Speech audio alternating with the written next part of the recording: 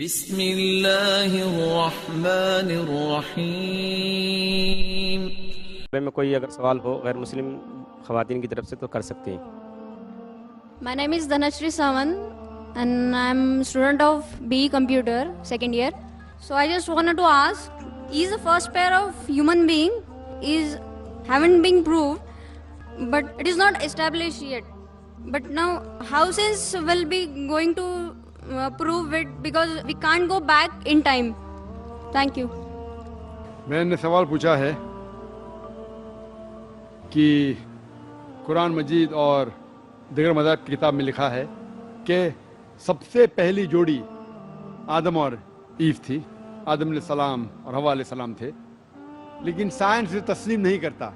ہم وقت میں پھر سے واپس نہیں لوٹ سکیں گے، تو کس طریقے سے ہم ثابت کریں گے کہ سب سے پہلے جو جوڑی ہے وہ آدم علیہ السلام اور بیوی حوا تھے؟ پہلے میں یہ کہنا چاہتا ہوں کہ قرآن مجید ایک سائنس کی کتاب نہیں ہے، SCIENC، لیکن یہ کتاب ہے سائنس کی، SIGNS۔ یہ آیات کی کتاب ہے، یہ کتاب ہے نشانیوں کی۔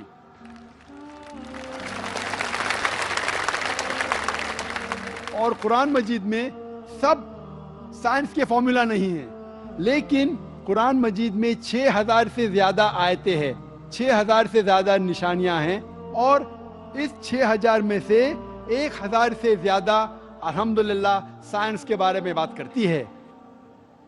اور میں یہ کہنا چاہتا ہوں کہ سائنس اتنی ایڈوانس نہیں ہے، تو میں کیوں قرآن مجید میں ہر بات پہ عمل کرتا ہوں؟ جو بھی قرآن مجید میں لکھا ہے سائنس کے بارے میں، اگر آپ میری تقریر سنیں گے، مثال کے طور پہ ہم کہہ سکتے کہ 80% سائنس پروف کر چکا ہے کہ جو بھی قرآن میں لکھا ہے 100% صحیح ہے۔ 80% جو قرآن میں لکھا ہے سائنس یہ ثابت کر چکا ہے کہ 100% صحیح ہے۔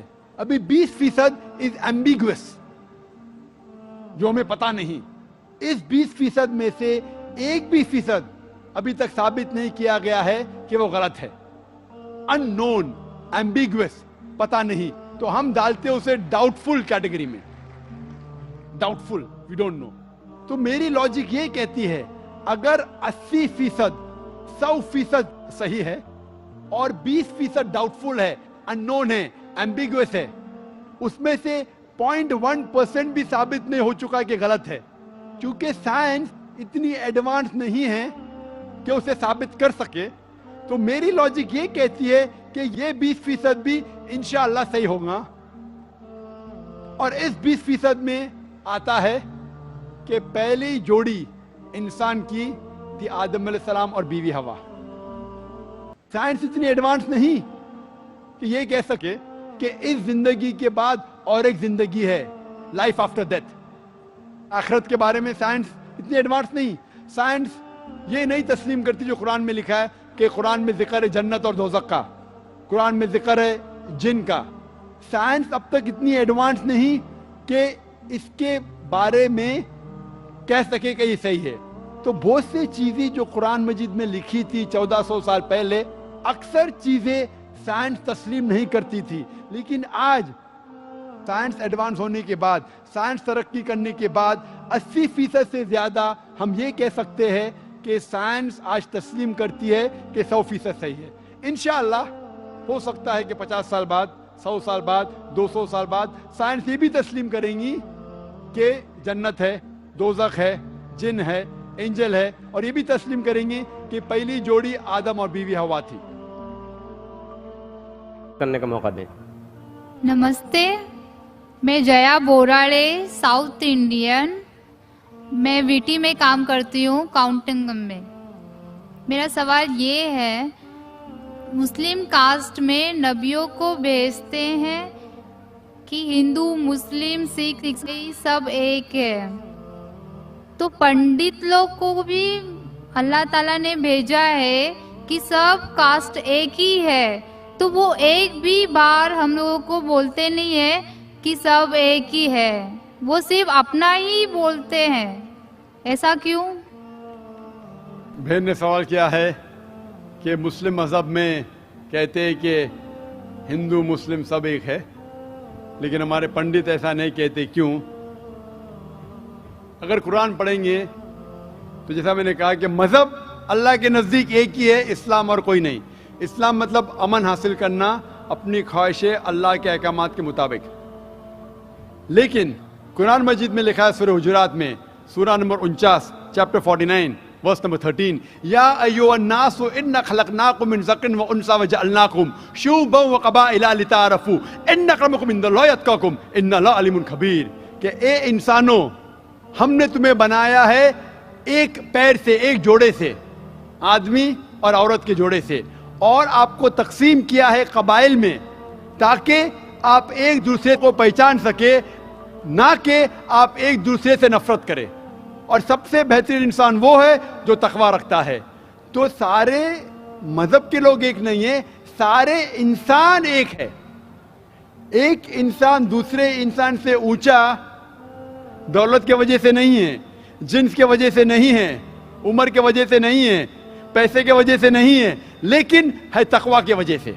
तकवा मतलब पायटी, राइचियसनेस, जिसको अल्लाह सुब्हाना व ताला का ज्यादा खौफ है, जो अल्लाह से ज्यादा करीब है, वो इंसान ऊंचा इंसान है।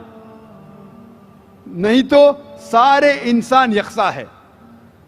जहां तक कि आपने कहा कि पंडित लोग ये क्यों नहीं कहते कि सारे इंसान सेम है, क्योंकि जब आप हिंदू मजहब की किताब पढ़ेंगे, वेद और बाकी किताब, इसमें लिखा है कि खुदा ने अपने सिर से पैदा किया ब्राह्मण कास्ट को, अपने छाती से पैदा किया क्षत्रिय क्लास को।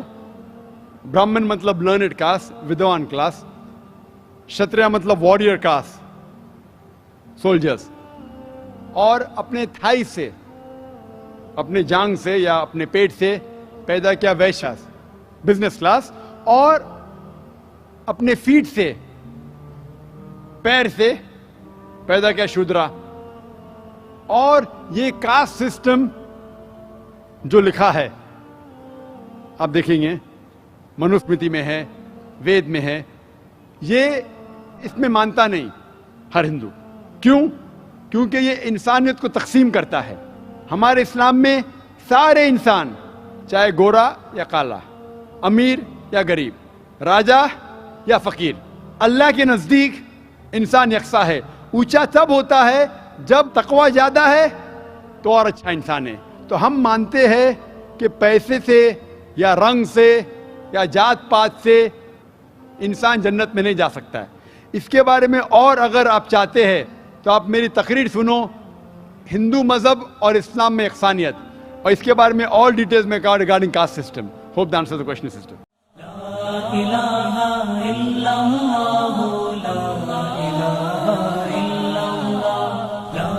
لا